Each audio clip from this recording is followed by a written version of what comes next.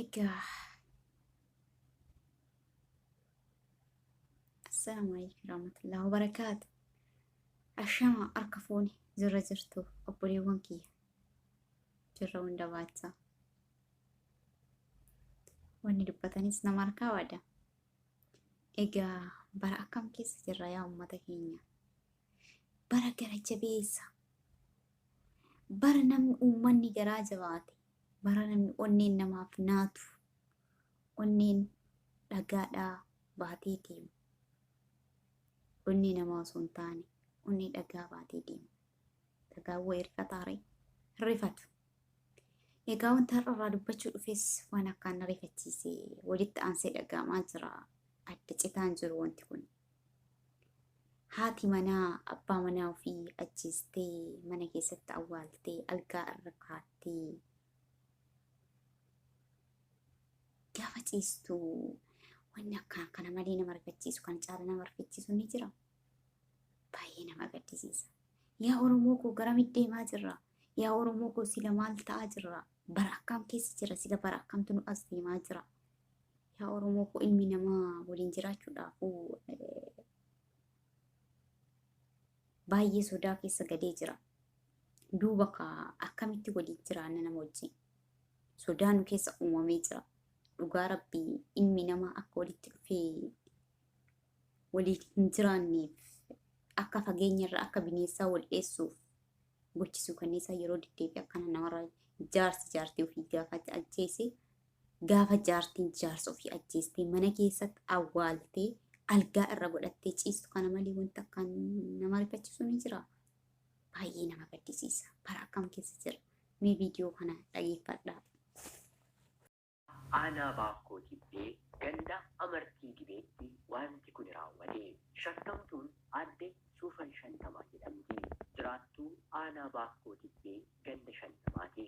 Abbaa warraa ishee Shumaa Abarraa kan jedhamu gaafa guyyaa fulbaana 8 bara 2015 halkan keessaa sa'a 8 irratti ilmoo mooyyee fi saggoo yookiin immoo morma isaa karaa bitaa rukutuun abbaa warraa ishee ni ajjeese. Guyyaa afur booda gaafa guyyaa fulbaana 12 bara 2015 halkan sa'aatii 2tti bakka ciisichaa isaanii jala gadi qotuun abbaa manaa ishee harka isheetiin awwaaltee yakki kun akka mul'anneef dhoksitee keesseen abbaa manaa ishee awwaaltee siree ciisichaa immoo deebistee fagoote.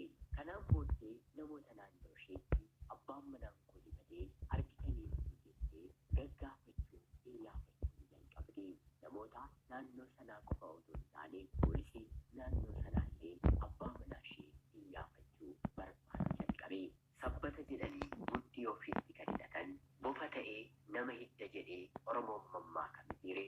Haati manaan gaararraa taatee bifa ishee jijjiirrattee abbaa manaa ishee erga ajjeeftee booda hawaasa naannoo sanaa waliin gaafatteessitee barbaaduu kaatee barbaacha itti murtee abbaan manaanis bakka itti bade yookiin immoo waa ta'e dhabamaa. Ijji gamnaa dura boossi jedhu mitiire hawaasni naannoo sanaa deebisee haadha manaa yookiin immoo dubartii kana dubbii afaan isheetiin shakkuu jalqabe.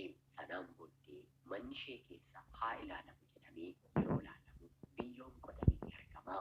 Kun maal jedhanii yeroo gaafatan haati manaan deebii dhabde.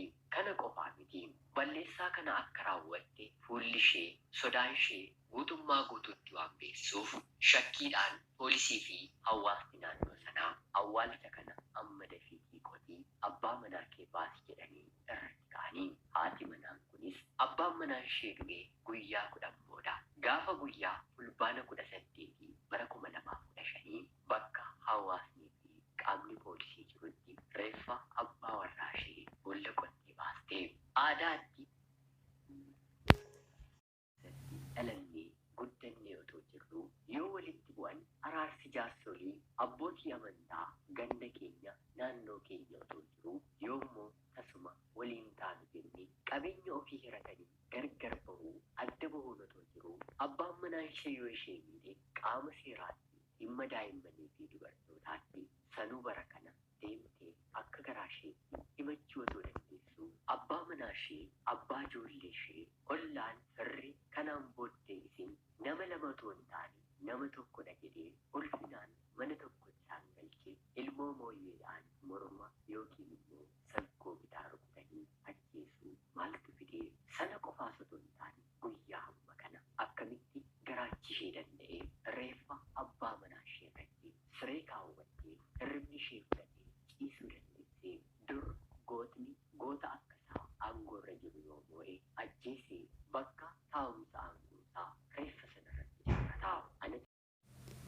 Egaa yaa Oromoo kiyya walitti deebinee jirra. Baay'ee nama gaddisiisa. Baay'een akkaan nama cabsa. Yaa uummata keenya bara maal keessatti as deemaa jirra. Duuba kaa ilmi namaa akkamitti walitti dhufee waliin jiraata haala kanaan. Baay'ee nama gaddisiisa.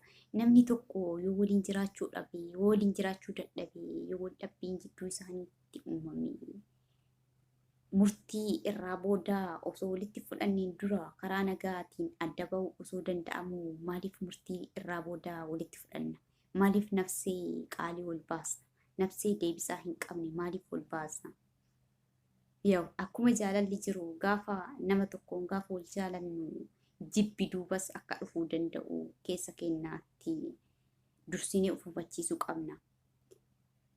Gaafa akkuma jaalalli jiru jibbi jira waan ta'eef namni tokko gaafa walitti jijjiirame, gaafa amalli isaa jijjiirame, gaafa waliin jiraachuu dadhabde yookaan dadhabe dhiisee biraa deemu osoo danda'u murtii nafsee baasuu irratti walirratti fudhachuun hangam hin ulfaatu. Harka maaliin nafsee namaa baasanii jira keenya baastee isin nama akkamiiti awwaaltee mana keessa gaafa algaa irra kaattee irra raftu sammuu maaliin hir'isii sammuu kamtuyyuu hirriba isii fudhata. Dhugaa baay'ee nama gaddisiisa. Dhaloonni qubeetiif haala gaariidhaan dabarsaa jirra, gumaachaa jirra. Viidiyoo har'a raawwatamee lafa taa'u kana bor dhaloota qubeettu dhageeffata. Dhaloonni qubeellee boru murtii kanuu fudhachuudhaaf ta'a jechuudha. Muuxannoo dabarsinee fi deemnee jirra. Yaa uummata keenya mee akkuma jirtanii bakkuma jirtanii du'aa nuuf kadhadhaa.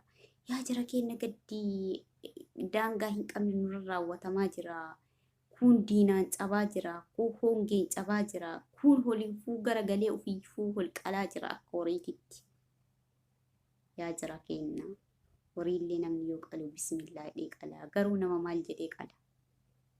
Anaaf gaafiidha. Baay'ee nama gaddisiisa. Baay'een akkaan keessa namaa cabsa. Yaa Oromoo akkuma uumaa keessanii akkuma amantaa keessaniitiin mee rabbitti bu'aa nuuf kadhadhaa. Wallahi gurri nu jibbee jira. Yaa haki jira osoo nama ta'uu iyyuu baadhee hanga jettutti akkas geessa. Yaa haki ani akka kooti nama ta'uu kiyyaafuu jibbee jira. Gaafan kana dhaga'u. Bor akkamitti namaa walitti dabalamee mana tokko keessa jiraata. Namni sun akkamitti natti dabalamee na wajjin jiraata. An nama san irraa sodaadha, namni narraa sodaata. Gaafa kana bultii wanti jedhamtullee hafaa jirti natti fakkaate. Yaa Rabbi nuuf jijjiiradhu. Maaliif? Yaa jarana maaliif?